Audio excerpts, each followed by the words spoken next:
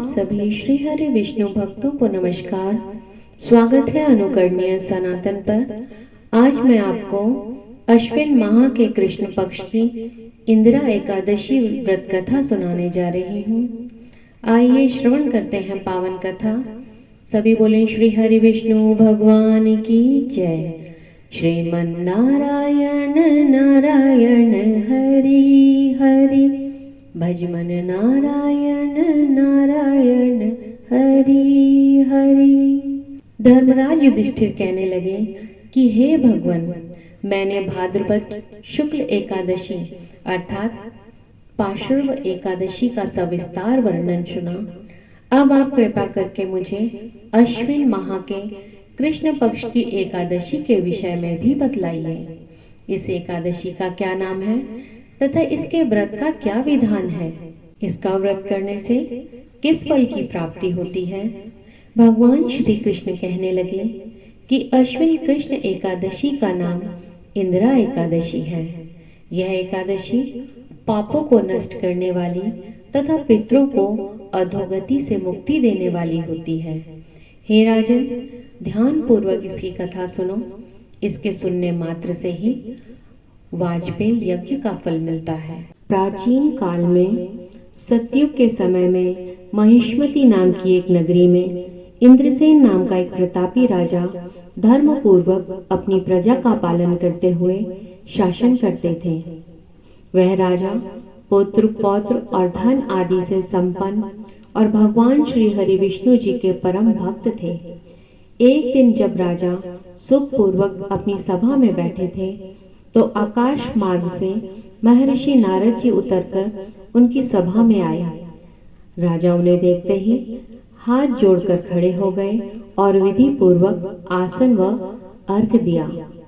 सुख से बैठकर मुनि ने राजा से पूछा कि हे राजन, आपके सातों अंग कुशल पूर्वक तो हैं? तुम्हारी बुद्धि, धर्म और तुम्हारा मन श्री हरि विष्णु जी की भक्ति में तो रहता है। देव ऋषि नारद जी की ऐसी बातें सुनकर राजा ने कहा, हे महर्षि, आपकी कृपा से मेरे राज्य में सब कुछ कुशल है तथा मेरे यहाँ यज्ञ कर्म आदि सुकृत हो रहे हैं। आप कृपा करके अपने आगमन का कारण कहिए।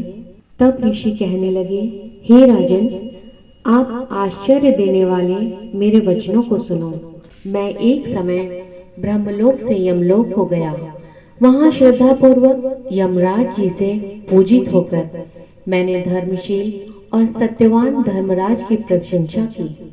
उसी यमराज की सभा में महान ज्ञानी और धर्मात्मा तुम्हारे पिताजी को एकादशी का व्रत भंग होने के कारण देखा। उन्होंने संदेश दिया, सो मैं तुम्हें कहता हूँ कि उन्होंने कहा है कि पूर्व जन्म में कोई विघ्न हो जाने के कारण मैं यमराज के निकट रह रहा हूँ। सो हे पुत्र, यदि तुम अश्विन माह के कृष्ण पक्ष की इंदिरा एकादशी का व्रत मेरे निमित्त करो तो मुझे स्वर्ग की प्राप्ति हो सकती है।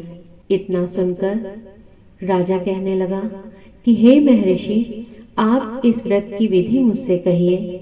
महर्षि नारद जी कहने लगे, अश्विन माह की कृष्ण पक्ष की दशमी के दिन प्रातः काल श्रद्धा पूर्वक स्नान आदि से निवृत्त होकर पुनः दोपहर को नदी आदि में जाकर स्नान करें।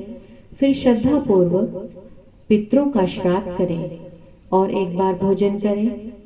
प्रातः काल होने पर एकादशी के दिन दातुन आदि करके स्नान करें। फिर व्रत के नियमों को भक्ति पूर्वक ग्रहण करता हुआ प्रतिज्ञा करें कि मैं आज संपूर्ण भोगों को त्याग कर निराहार एकादशी का व्रत करूंगा। हे अच्युत, हे पुंडरीकाक्ष, मैं आपकी शरण में हूँ, आप मेरी रक्षा कीजिए। इस प्रकार नियम पूर्वक शालिग्राम भगवान की मूर्ति के आगे विधि पूर्वक श्राद्ध करके योग्य ब्राह्मणों को फलाहार का भोजन कराएं और दक्षिणा दें। पितरों के श्राद्ध से जो बच जाए उसको सूंघकर गौ को दें तथा धूप दीप गंध पुष्प नैवेद्य आदि सब सामग्री से ऋषिकेश भगवान का पूजन करें। रात्रि में भगवान के निकट जागरण करें। इसके पश्चात द्वादशी के दिन प्रातःकाल होने पर भगवान का पूजन करके ब्राह्मणों को भोजन कराएं। भाई बंधुओं, स्त्री और पुत्र सहित आप भी मौन होकर भोजन करें। नारद जी कहने लगे कि हे राजन, इस विधि से यदि तुम आलस्य रहित होकर इस एकादशी का व्रत करोगे तो तुम्हारे पिता अवश्य ही स्वर्गलोक को जाएंगे। इतना कहकर नारद जी अंतर्ध्यान हो गए। नारद जी के कथन अनुसार राजा द्वारा अपने बांधवों तथा दासों सहित व्रत करने से आकाश से पुष्प वर्षा हुई और उस राजा का पिता गरुड़ पर चढ़कर विष्णु लोक को गया। राजा इंद्रसेन भी एकादशी के व्रत के प्रभाव से निष्कंटक राज्य करके अंत में अपने पुत्र को सिंहासन पर बैठाकर स्वर्गलोक को गए। हे युधिष्ठिर, यह इंदिरा एकादशी के व्रत का महात्म्य मैंने तुमसे कहा। इसके पढ़ने तथा सुनने से मनुष्य सब पापों से छूट जाते हैं और सब प्रकार के भोगों को भोगकर वैकुंठ को प्राप्त करते हैं। सभी बोले श्री हरि विष्णु भगवान की जय। श्रीमन नारायण नारायण हरि हरि, भजमन नारायण नारायण हरि हरि। भगवान श्री हरि विष्णु जी से विनम्र प्रार्थना है कि हे भगवान, आपका जो भी भक्त इस कथा को सुन रहा है, आप उसके सभी पापों का नाश करते हुए उसकी सभी मनोकामनाएं पूर्ण करें।